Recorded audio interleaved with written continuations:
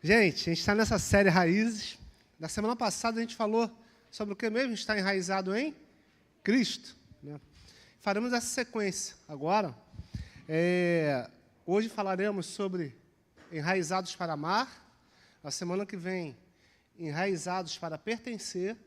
E na outra, enraizados para servir. Amém? Então, você que não esteve aqui na semana passada, você não ouviu a mensagem, eu incentivo você a ouvir. Tá? Que a primeira mensagem está enraizada em Cristo, é a grande base de tudo que a gente vai tratar daqui por diante. Amém? Aprendemos, né, que o Senhor Jesus, que a vida cristã não é simplesmente uma história de recomeços contínuos, mas que nós somos chamados para fincarmos as nossas raízes e crescermos, amadurecermos, sermos edificados pelo Senhor. Amém? Hoje, então, daremos sequência com o tema Enraizados para Amar. Abra no texto de 1 João, capítulo 4. Vamos fazer a leitura do versículo 7 até o versículo 11.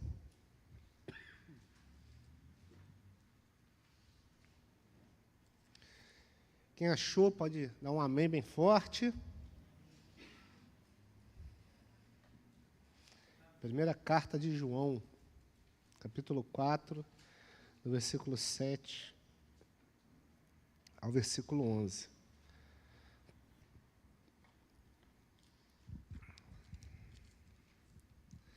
Vamos fazer a leitura. Amados, amemos uns aos outros, pois o amor procede de Deus. Aquele que ama é nascido de Deus e conhece a Deus. Quem não ama não conhece a Deus, porque Deus é amor. Foi assim que Deus manifestou o seu amor entre nós. Enviou o seu Filho unigênito ao mundo, para que pudéssemos viver por meio dele.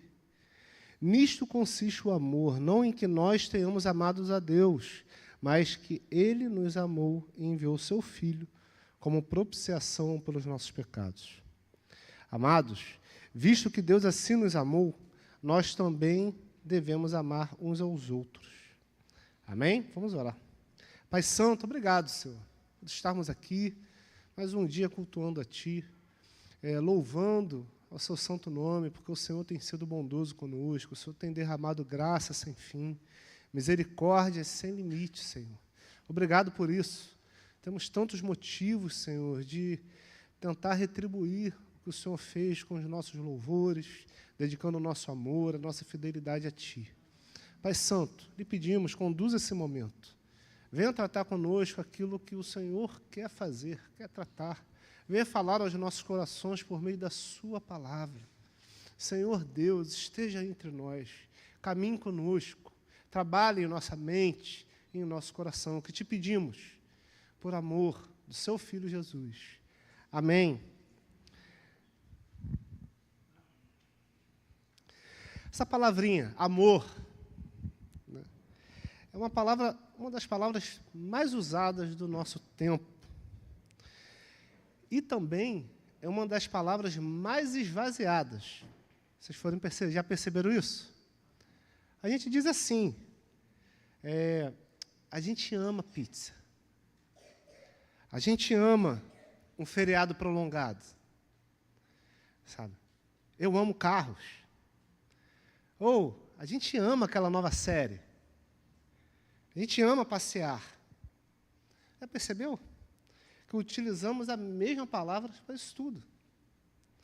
Mas quando o assunto vai ficar mais sério, né, quando começamos a pensar e falar sobre relacionamento, sobre família, sobre comunidade, o amor é uma palavra ainda mais usada.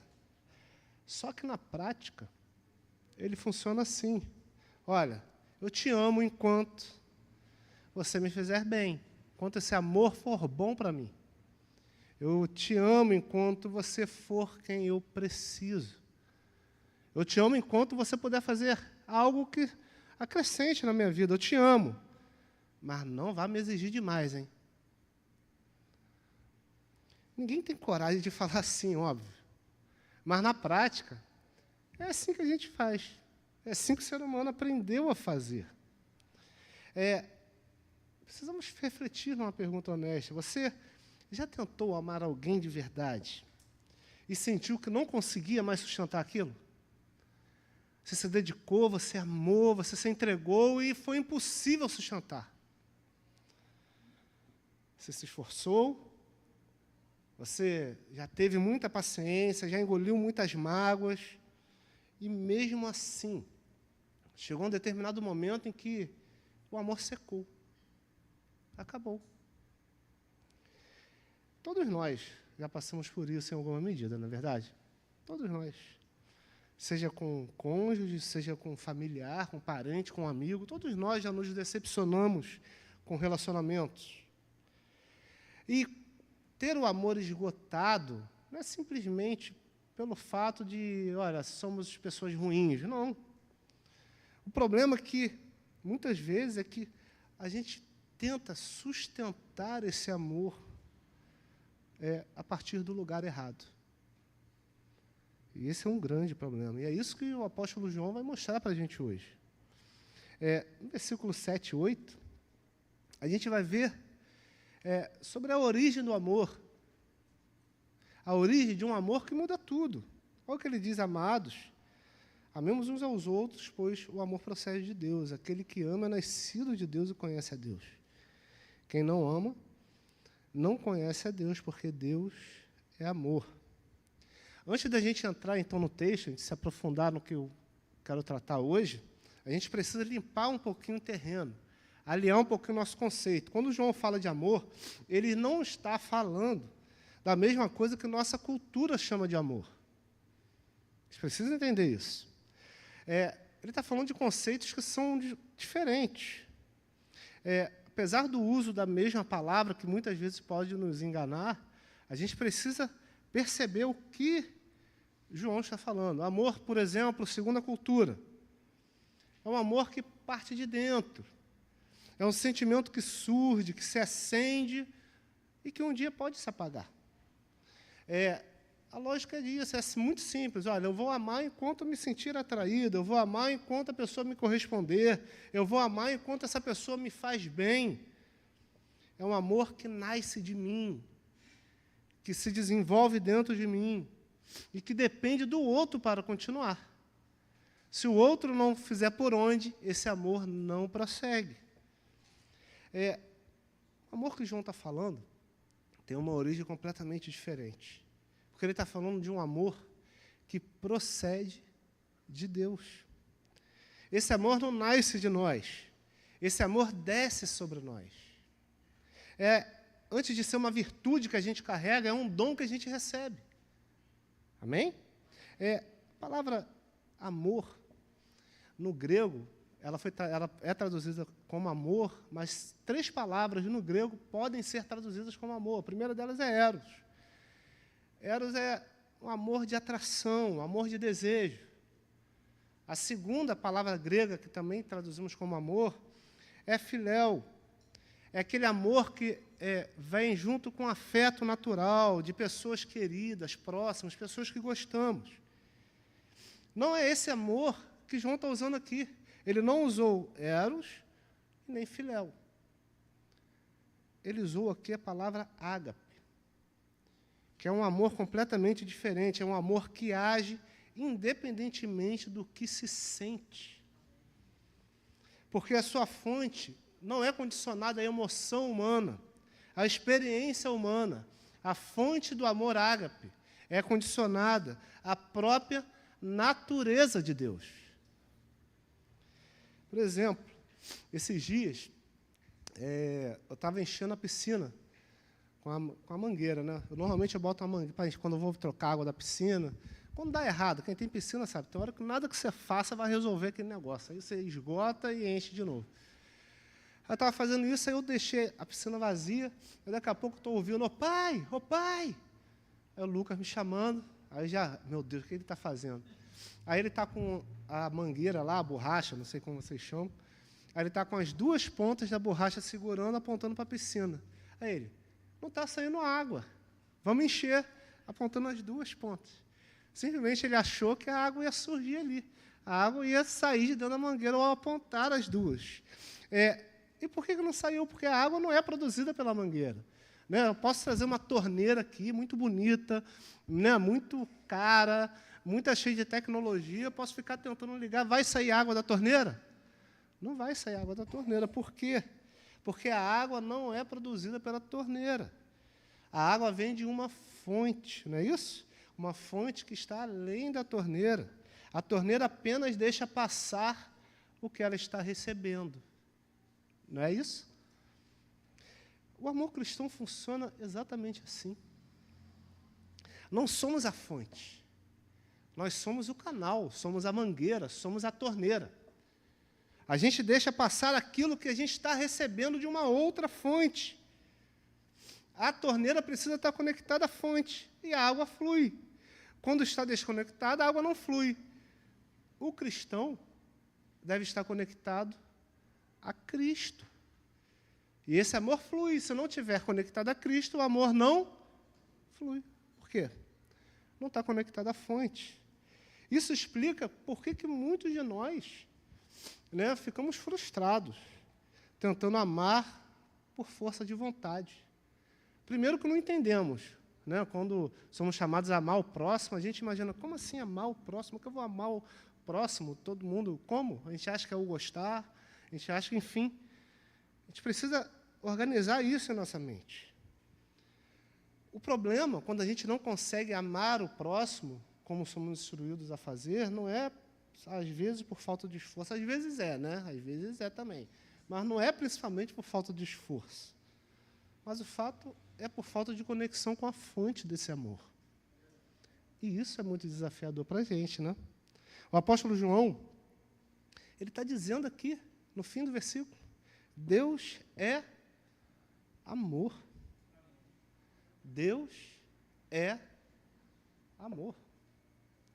Isso só é feito 4 vezes no Novo Testamento. 4 vezes. 4 vezes que no Novo Testamento a gente vai encontrar alguém falando que Deus é alguma coisa. A gente vai ter em João 4, o próprio João, no seu Evangelho 4, versículo 24, que vai falar que Deus é Espírito. A gente vai ter em 1 João, capítulo 5, que ele vai falar que Deus é luz. A gente tem em Hebreus, capítulo 12, versículo 29. O escritor de Hebreus vai falar que Deus é fogo consumidor. E agora temos aqui, 1 João, capítulo 4, versículo 8. O apóstolo João dizendo que Deus é amor. Só 4 vezes ocorre. E isso significa que não é que Deus tenha amor, mas que o amor faz parte do que Ele é no sentido mais profundo do seu ser. Amém? Fazendo uma conexão com o que a gente tem refletido, com a série Raízes, as raízes no solo certo produzem frutos reais, não é isso? Frutos verdadeiros, a árvore vai frutificar. Então, o amor não é simplesmente uma atividade que a gente deve fazer na igreja. O amor não é mais uma atividade que o crente deve ter para praticar. Mas o amor é a evidência de quem está plantado em Deus. De quem está plantado em Deus. A prática do amor está muito mais relacionada com o lugar que estamos plantados, isso é muito desafiador, do que com a pessoa que estamos direcionando esse amor. Porque, normalmente, segundo a ótica do mundo, quando a gente não consegue amar o próximo, a gente está falando, pô, mas ele não merece ser amado. Mas a dinâmica que o apóstolo João está trazendo aqui é outra. Ele está dizendo, não, mas é exatamente isso que eu estou falando. O fato de você conseguir amar o próximo, não conseguir amar o próximo, não está muito relacionado com o próximo. Está relacionado com o lugar em que as suas raízes estão plantadas. Vamos, então, para o fundamento do amor. Olha o que o apóstolo João vai falar, versículo 9 e 10. Foi assim que Deus manifestou o seu amor entre nós. Como? Deus manifestou o amor dele entre nós. Olha o evangelho aí. Ele fez o quê? Enviou o unigênito ao mundo, para que pudéssemos viver por meio dele. Nisto consiste o amor, não em que nós tenhamos amado a Deus, mas em que Ele nos amou e enviou o seu Filho como propiciação pelos nossos pecados. Propiciação pelos nossos pecados. Então, fazendo um paralelo, o amor segundo a cultura é essencialmente reativo. O amor segundo a natureza humana é essencialmente reativo. Ele responde ao outro. Ele vai receber e vai responder, com amor ou não, falta de amor. Eu amo só quando eu sou correspondido, eu me abro quando o outro também se abre. Esse é um amor que depende da reciprocidade para continuar existindo, não é? Esse amor é o amor segundo a cultura, o amor segundo o homem natural. Temos Deus aqui provando o seu amor fazendo o quê? Deus ele não simplesmente declara amor, fala apenas em palavras. Ele o manifesta, ele o torna visível. Ele nos dá algo concreto, histórico. Foi assim que Deus manifestou o seu amor entre nós. Enviou seu Filho unigênito ao mundo. Perceba um detalhe importantíssimo aqui. João aqui, ele não escolhe simplesmente usar a palavra enviou Jesus Cristo ao mundo, enviou Cristo ao mundo, enviou o Messias ao mundo. Ele não escolhe essas palavras.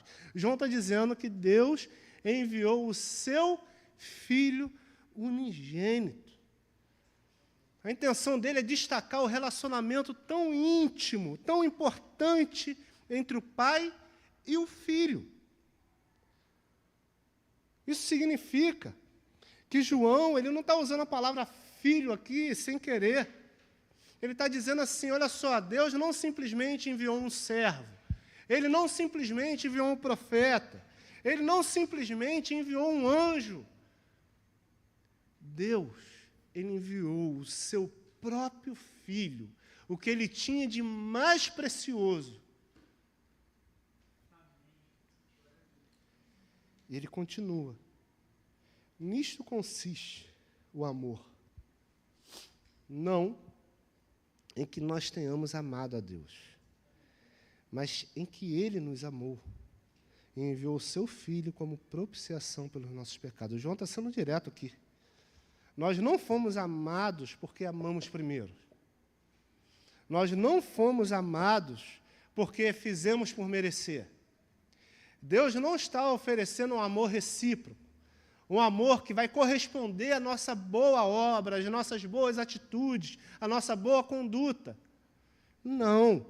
O apóstolo Paulo ele vai reforçar ainda mais isso, dizendo que todos nós tínhamos uma disposição pecaminosa. Nós éramos inimigos de Deus. Pula aí o versículo, por favor. Em João capítulo 8, olha aí, a mentalidade da carne é inimiga de Deus.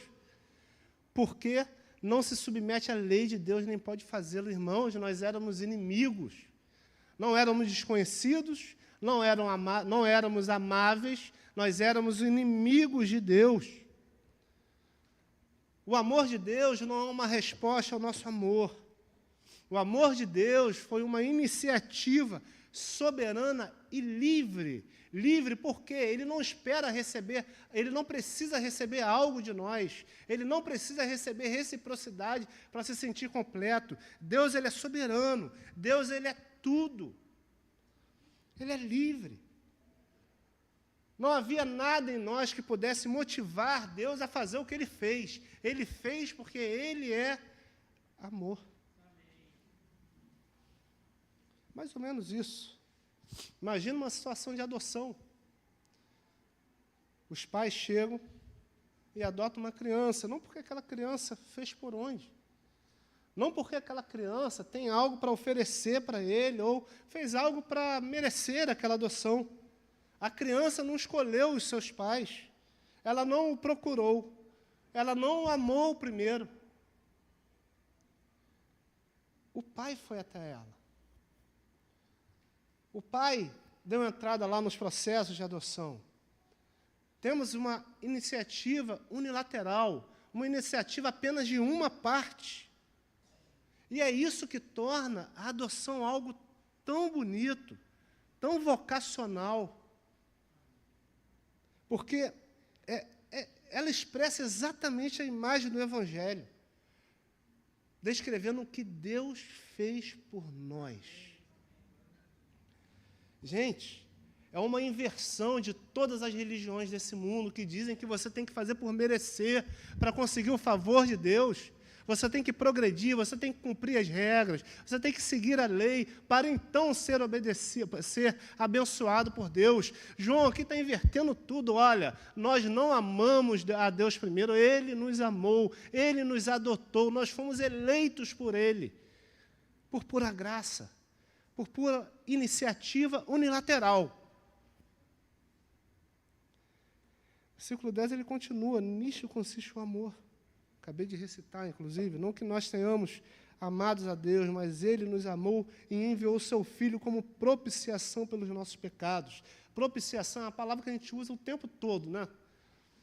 Todo mundo está acostumado com esse termo, normal, né? Padaria, no mecânico. Propiciação. Temos aqui uma palavra que diz sobre o sacrifício que satisfez a justa exigência de Deus diante do pecado. Deus falou, se você pecar, você morrerá. Deus é um Deus justo e santo. Todo pecado precisa ser punido. Mas Ele enviou o Seu Filho amado unigênito, para pagar pelo preço do pecado, para assumir a punição do pecado, para que o amor de Deus pudesse ser manifestado também com a sua misericórdia e graça sobre nós. Cristo não apenas demonstrou o amor de Deus, Ele removeu um único obstáculo que impedia esse amor de nos alcançar plenamente. Ele removeu a nossa culpa.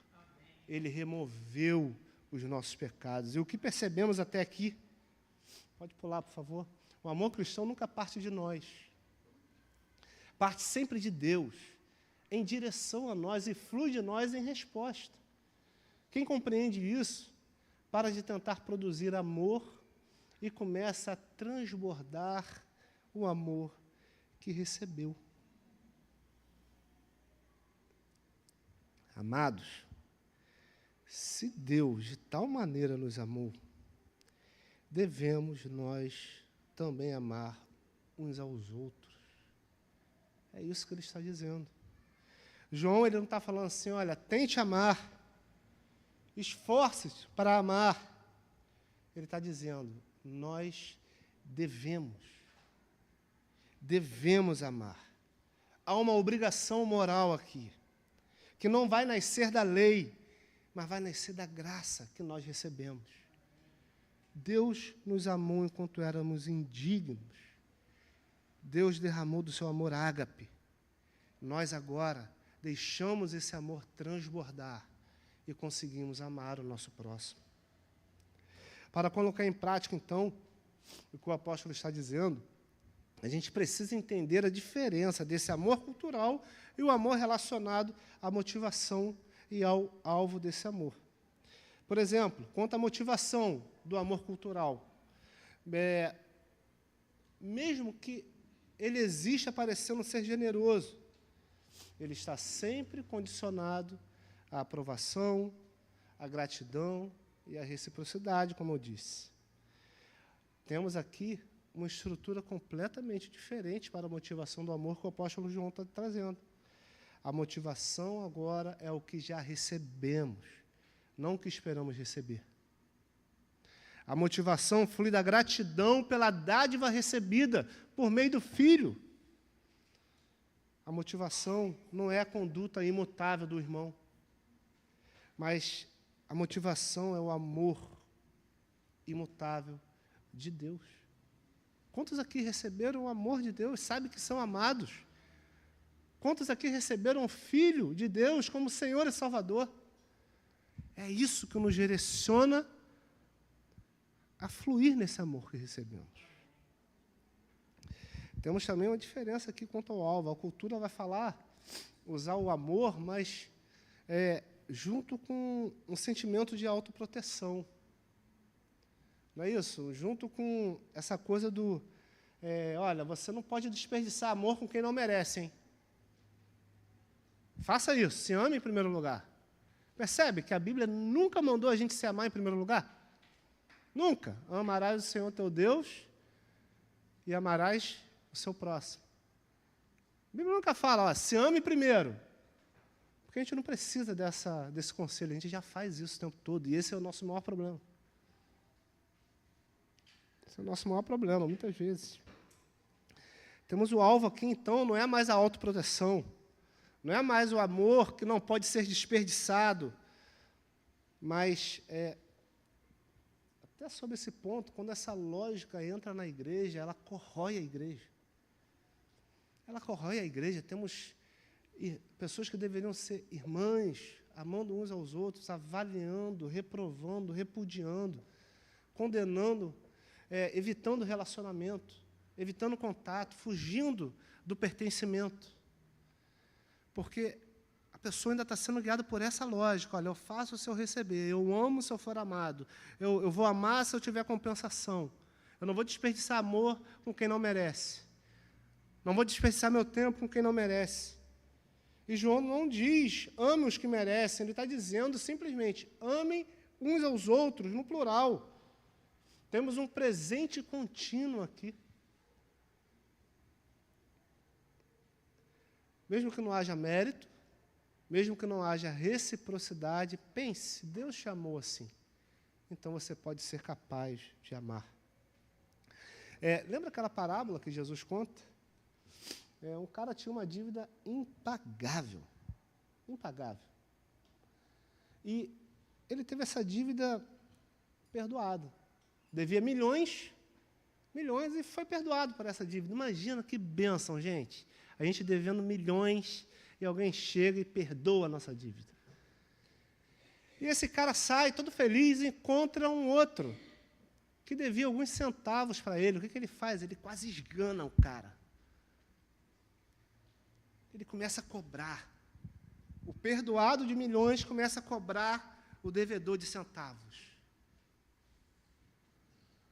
É o servo incompassivo, né? Mateus 18, versículo 32. Amar o irmão é a resposta natural de quem compreendeu a dimensão do amor que recebeu. Perceba onde a gente está chegando. Se entendermos isso, o nosso coração vai conseguir se abrir para o perdão. Nosso coração vai poder estar sendo moldado pelo Evangelho para termos relacionamentos em nossa família, em nosso casamento, com amigos, relacionamentos mais saudáveis, mais equilibrados. Esse amor cristão, novamente, não nasce do esforço, não depende da emoção do momento e não some quando deixa de ser conveniente. Estranho, né? Porque não existe amor assim na cultura, não existe amor assim no mundo. O amor, pode falar, que você consegue praticar, demonstra onde você está enraizado. Até aqui João nos mostrou de onde vem o amor e como Deus demonstrou isso na cruz. A gente viu que esse amor não nasce de nós, a gente viu que esse amor não depende do outro, mas a pergunta que fica é direta e simples. Tá bom, mas o que isso tudo muda na minha vida? O que amar, entender desse amor, vai mudar na minha vida? É importante, porque se esse amor ficar só no entendimento, se esse amor não mudar as nossas reações, se esse amor não mudar os nossos relacionamentos, se esse amor não estiver criando raízes, isso tudo aqui é em vão, gente. Se ficar só em palavras, esse ensino bíblico não é do pastor Ricardo, esse ensino bíblico, mais uma vez nada vai mudar. Precisamos entender que João não escreveu aqui para nos informar. Ele nos escreveu porque ele está fazendo algo para a formação do cristão, para a transformação do cristão. Ele não está trazendo informações abstratas, mas ele está trazendo algo que muda completamente a nossa vida. E fica essa pergunta, o que isso muda na nossa vida? O que muda na nossa vida quando estamos enraizados no amor que procede de Deus. Primeiro ponto. Muda a forma como reagimos quando o outro falha conosco. Muda completamente. Se o amor procede de Deus, então ele não nasce da reação do comportamento do outro. Olha só, relacionamentos sendo curados agora. Quem recebe aí? Não, amém. Na prática, você vai confrontar uma lógica muito comum, que a gente coloca em prática nos nossos relacionamentos mais próximos. Especialmente no casamento, especialmente com nossos filhos, com os nossos familiares, especialmente nas amizades mais íntimas. Eu te trato bem enquanto você me trata bem. Qual o problema? É que a gente está convivendo com pecadores e o outro, uma hora, vai falhar. Irmão, você está vindo aqui na igreja, saiba, talvez o pior dos pecadores seja eu. Não que eu não esteja arrependido dos meus pecados, não. Mas quanto mais próximo você me conhecer, mais a chance de eu cometer uma falha contigo. E não tem jeito, isso é igreja. Sabe por que a igreja é imperfeita? A igreja desse tempo é imperfeita? Porque nós estamos dentro dela. É isso. Eu te trato bem enquanto você me trata bem. Opa, estou convivendo com um pecador, com pecadores. Eles vão errar.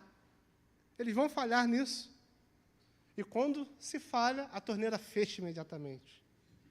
Por que se fecha? Porque a fonte do nosso amor não é Deus. A fonte do nosso amor é a reciprocidade. É o desempenho do outro. É o quanto o outro pode performar da forma que a gente quer que faça. De outra forma, o amor cristão nos permite agir antes da reciprocidade. A gente não precisa esperar o comportamento do outro para ter amor. Foi exatamente isso que Deus fez com a gente. Deus nos amou, não reagindo ao nosso amor, mas vindo ao nosso encontro quando ainda éramos pecadores. Pecadores. Essa é a grande notícia do Evangelho.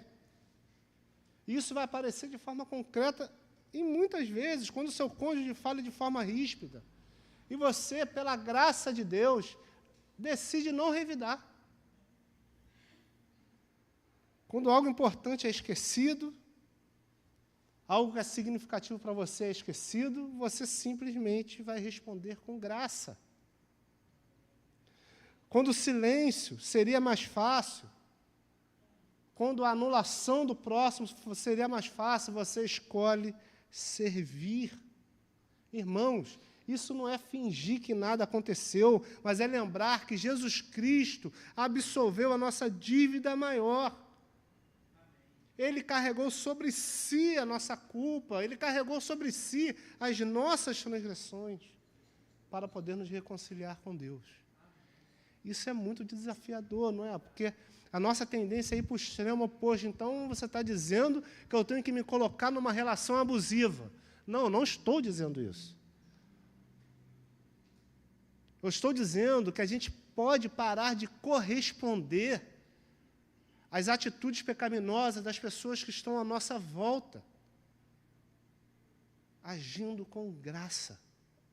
Porque foi assim que Deus fez com a gente. Não foi?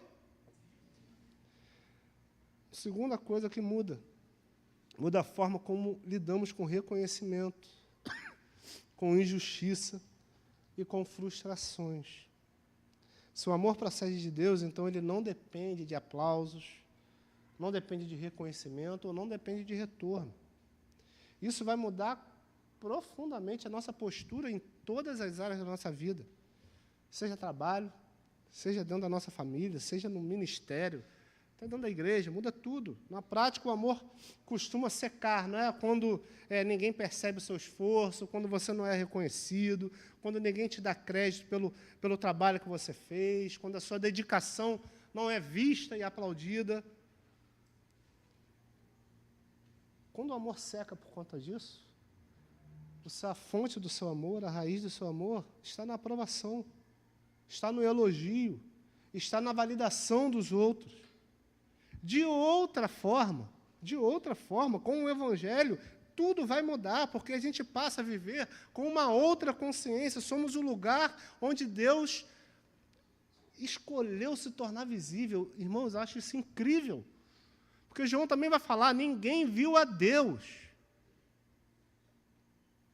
Exatamente dizendo sobre esse chamado que a gente tem. Nós devemos comunicar Deus de modo visível, ecoando, transmitindo o amor que recebemos. O que isso significa? Você continua sendo tratado, você continua sendo íntegro quando você é tratado injustamente. Sabe, tem pessoas que se mantêm na retidão, no comportamento correto, enquanto o outro também está correto. Se for tratado com injustiça, meu irmão, pisou no meu calo, o negócio ficou feio. Não é? Quando a gente passa a viver de acordo com esse amor, isso significa que nós iremos continuar sendo generosos, mesmo quando a gente não é reconhecido.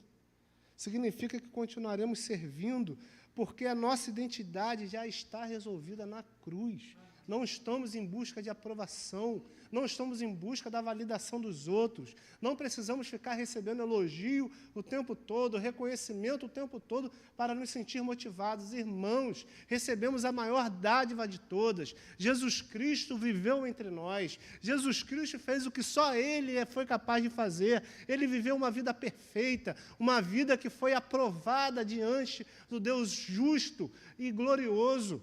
Ele morreu na cruz, não pelos seus pecados, mas Ele morreu pelos nossos pecados, e a morte não pôde detê-lo. Ao terceiro dia, Ele ressuscitou. Meus irmãos, a nossa identidade está resolvida na cruz.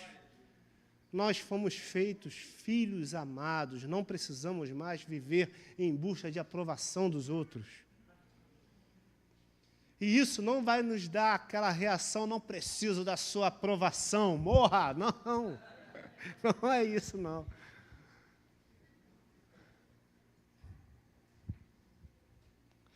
Você não trabalha, serve ou ama para ser aceito por Deus. Você trabalha, serve e ama, porque você já foi aceito. E agora o amor que recebeu começa a transbordar no cotidiano mais comum. No dia a dia, nas coisas ordinárias. No seu trabalho, no escritório que você trabalha, nas reuniões difíceis, com as pessoas difíceis, nas tarefas invisíveis, nos seus relacionamentos mais próximos.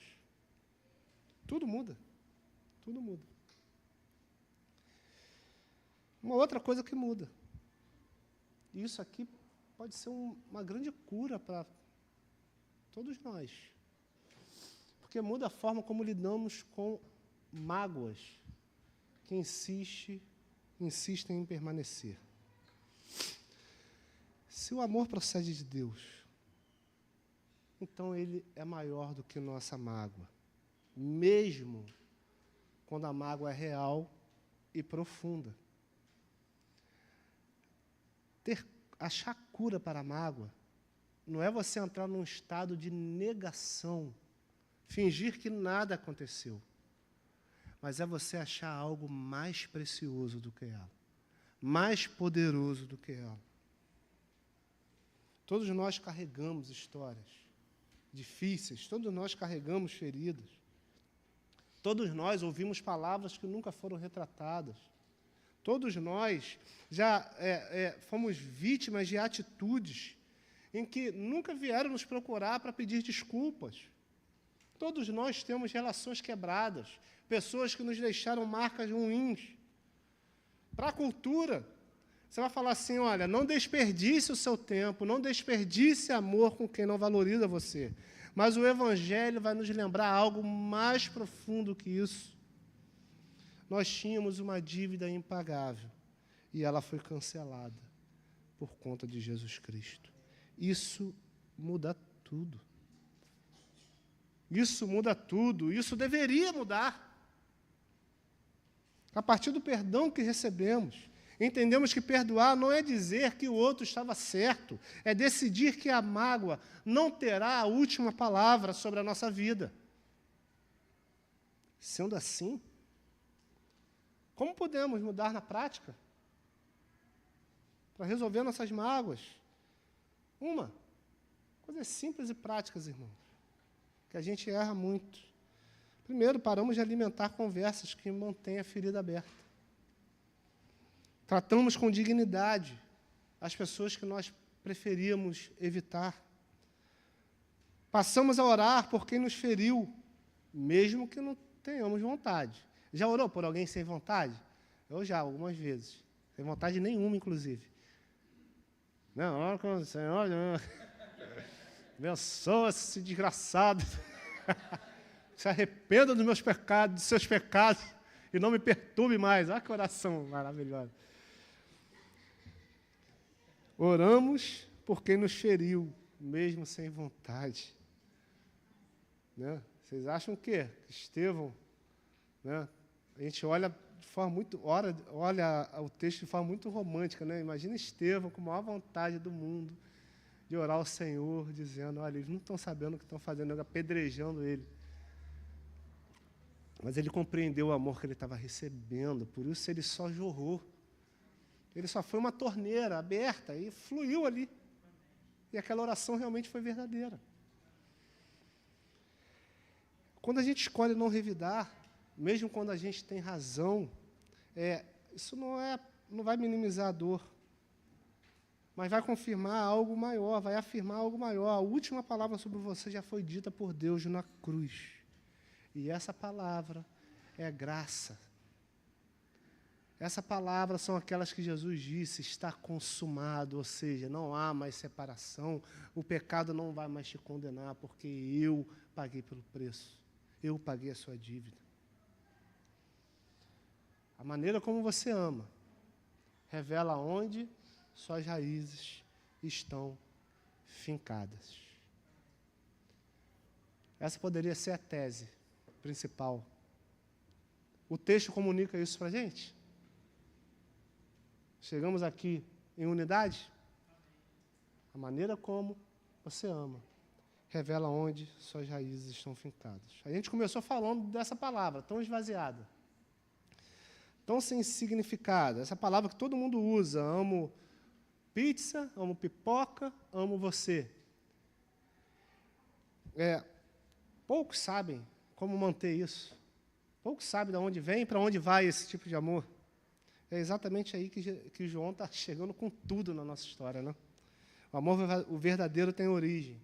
O amor verdadeiro tem fundamento. O amor verdadeiro tem uma fonte que não esgota, mas que jorra.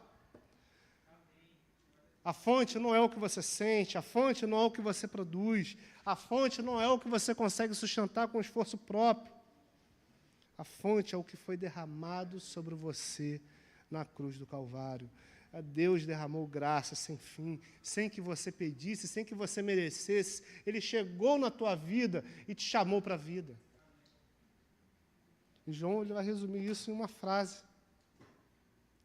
Versículo 19, quando ele vai dizer, nós amamos porque ele nos amou primeiro.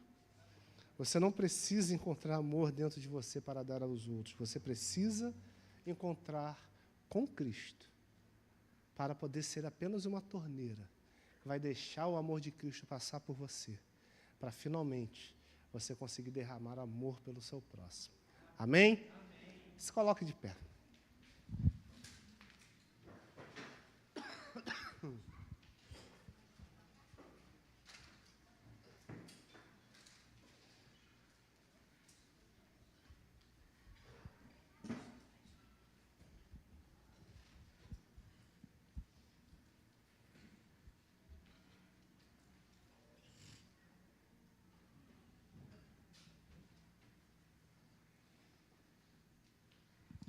Vamos orar. Pai Santo, obrigado pela sua palavra. E lhe pedimos, lhe suplicamos, faça a sua obra em nós. Venha quebrantar o nosso coração, para que a gente possa conhecer e experimentar mais de Ti.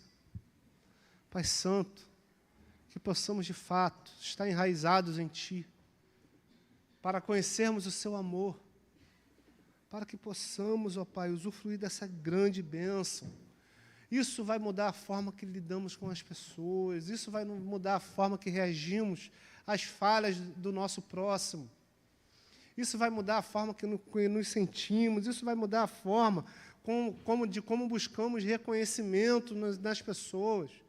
Isso vai mudar a forma de como lidamos com as nossas mágoas, com a falta de perdão. Senhor Deus, faça a sua obra em nós. O Senhor disse que seríamos reconhecidos como seus servos, de acordo com o amor que pudermos praticar uns com os outros. Que essa seja a marca dessa igreja.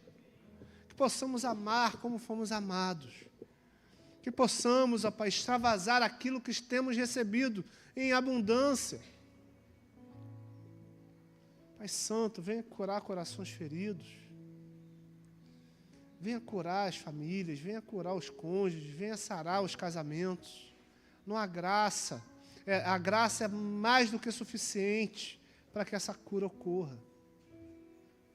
Haja poderosamente em nossa vida, é o que eu lhe peço. Em nome de Jesus. Amém.